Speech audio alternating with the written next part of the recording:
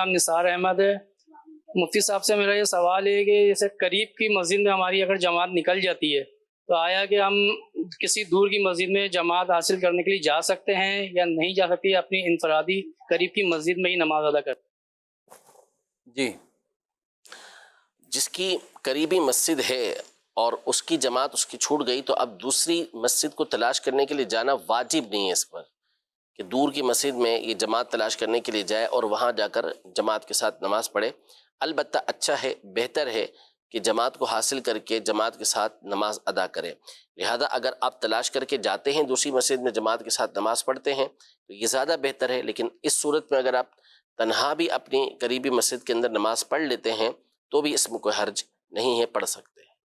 ٹھیک ہے، جانا اچھی بات ہے، ثواب ملے گا، بالکل ثواب ملے گا۔